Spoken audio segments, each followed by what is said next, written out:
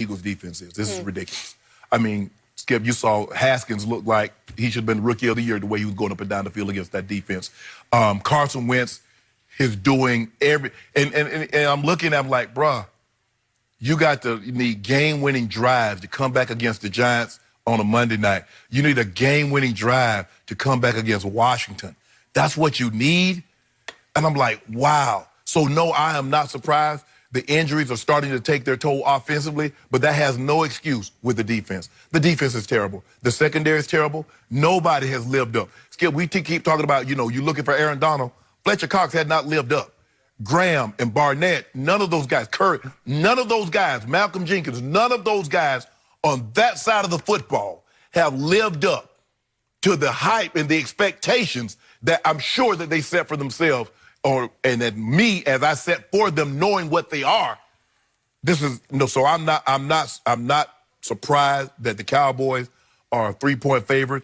I'm going to be shocked if it doesn't move the other way, if it doesn't even go even higher. Really? Yes. So I was surprised and I was a little disappointed because I always tell you my team needs external motivation because my coach cannot provide it from within. Coach Clapp, Coach Butt Slap. That's what he is, and he does that great, but that's about all. So I was hoping that the Eagles would open as at least a 3-point home favorite, and it did not happen. So I don't have that to fuel the fire going to Philadelphia. But I've told you all year, I believe my team is just better than the Eagles. It has been in bursts all year. I respect the Eagles.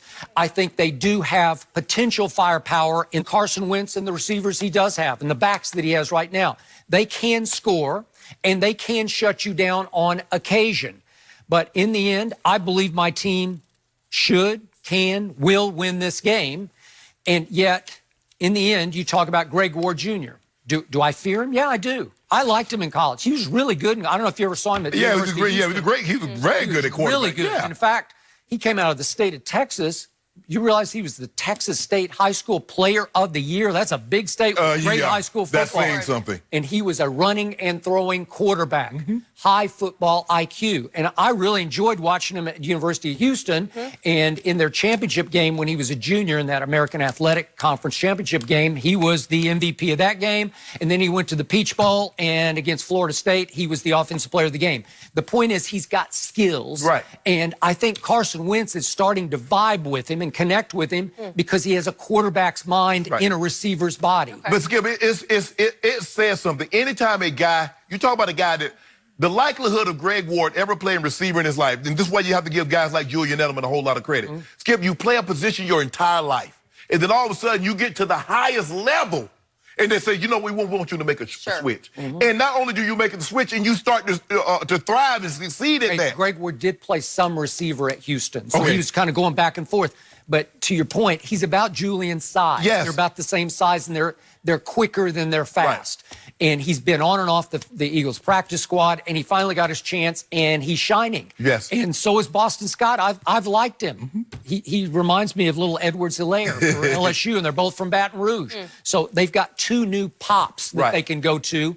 And yet, in the end, I look at what they just did, and we talk about the Giants game. It was embarrassing because the Giants were ahead 17-3 at halftime. And it took the Eagles just scratching and clawing, get back into the game to go to overtime. And the Giants just hung 40 on a team that beat the Eagles 2 weeks ago. Okay. So, again, did I like Carson Wentz in the last drive against the Giants and over? Yes, I did. Did I like him in the last drive yesterday against Washington? I thought he was really good. And he threw a couple of balls that were just like take your breath away balls. He is capable of doing that, but their team hasn't taken off because yesterday, I'm looking at these scores, Washington was up 14-10 at halftime. Washington was up 21-17 at the end of the third quarter, going to early in the fourth quarter. Washington was up 27-24 with 4:52 left in the game, and they have to keep coming back to beat what you would call bad football teams, right? Yeah. Okay, so again, if you want to talk about jump start, rocket launch, motivation, what my team did yesterday against a team that you readily acknowledged was on a roll, was hot, a really good team, a team much better than the Giants or the Redskins. My team is roaring toward Philadelphia with more momentum to me than the Eagles gained from winning those 2 games. They did win, and I give them that. And I think Carson Wentz is getting some of his confidence back. But overall, team to team, my team is better. So right now, the early wagers are saying my team is better. But Skip, I'm looking at you. Just look at this, Skip. They had 27 first down to Washington, to Washington's 19. Skip, they had more time of possession than your Cowboys had against the Rams. They did. And the Cowboys had the ball basically the entire game. And you look at this, they were 11 of 16 on third down. There were one more minute, 37 to 23. Skip, and they had 11 of 16 on third down. Pretty good. And it went down to the, Went to the end. Right. And now we're going to look at the score, Skip. I mean, Haskins tried to throw the ball away and somebody get a scoop. Scoop and scoop. Right. But it wasn't that. That just lets you know just how, I mean, if I were to put if someone has told you, this team is 11 of 16 on third down, and they possessed the ball for 37 minutes. You're like, oh, they got 40 plus, easy. They blew that team out. Skip, it came down to the last drive for the Eagles, and you throwing it to a guy. I guarantee you, yes, Boston Scott is playing well. Greg Ward Jr. is playing well. But if you'd asked Dougie P at the beginning of the season what contributions you think you're going to get these guys, well, we hope they're great practice squad show team guys for it. Not contributing heavy minutes. Not we're going to be counting on those guys because you thought that was going to be Alshon. You thought that was going to be D-Jack. That's true. And this is what you got right now. So, Skip, I am not surprised in the least that the Cowboys, I'm going to be shocked if it doesn't move to 3.5 or 4 by the end of the week. Okay. And my final point about your quarterback, Carson Wentz, is he fumbled 3 more times yesterday, and they were fortunate. They recovered 2 of them. They lost 1, but he fumbled 3 more times. One thing my quarterback has done that you got to give him credit for this year, he used to be fumble struck last year. He used to be a sack fumble waiting to happen. Dak Prescott was last year. Right. He's fumbled 1 time this year, so he has cleaned up his act. Carson Wentz has not cleaned up his act. Carson does not understand, Skip, that when you're in the pocket, when you put that ball like this here, them guys coming to get it. Well, listen, I got 3 guys who are coming to get it. If you look at Brady, the one thing I will credit Brady for, you might get the ball, but it's always this. 2 hands. It's always that. But you look at Wentz, how he has the ball. What do you think those guys are going to do? They're going to get it.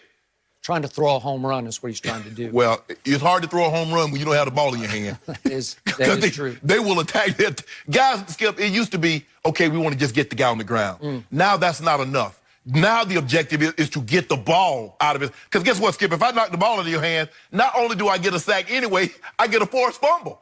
So I kill 2 birds with 1 stone. They're attacking the football now. And Carson Wentz is going to have to do a better job of that because, like you said, the Cowboys are trying to take the ball away. They don't do it. They don't do it a lot. But normally what we're starting to see with them is that when they do it, it comes in bunches. They don't just get 1. They get 1, 2, 3. So he has to be very, very careful because he's already undermanned. Against Chicago, then yesterday against the Rams, finally, my defense started getting its hands on the football. That was a heck of a play by Sean Lee. That was a heck of a play. I don't know if the Wolf Hunter would have made that play. He might have, Skip, but Sean Lee, that's a tight. He caught the ball like the ball was intended for him. He did. And he played very well. He's beat up, and he didn't practice all week, and he's got like 3 different injuries. Yeah. But he played, and he played his tail off. He played his tail off. And he inspires the defense the way Dak inspires the offense. So all of a sudden, my defense is starting to contagiously get their hands on the football at just the right time. So it sounds to me like my partner across the table is angling toward picking the Cowboys and trying to jinx my Cowboys. Skip, ain't nobody trying to Skip. Sounds like you're just saying no mas. Skip, the day is Monday. Yeah. We got Tuesday, Wednesday, Thursday, Friday. We got like 4 days. You're not impressed with your Eagles. Like you're oh ye of little faith about the Eagles. Skip. You do have on kind of greenish. Is that green? First of all, is that why we're wearing green? They lost to the Dolphins. Yeah. Who got 40 hung on them by the Giants. By Eli. Yeah, exactly. Go, Eli. Skip, they hung 40 on them and Eli threw 3 picks. I mean, how you give up 40? I don't know. That's a good question. I did not watch that game. I don't know. Thank you. Good for Eli. I guess that was his swan song. he got the game ball as well. They're cheering him on. So you know what that means. Skip Bayless, you know when there's 2 games left and teams start handing you out game ball, you know that means you're not coming back, That's right? it. You know that it's like, they start, you at the job and they start giving you a pencil set or a pen set. It was like a gold rush of a football. It was a gold rush. You know what it is. A parting gift. Yeah, man. Way to go, Eli. Thank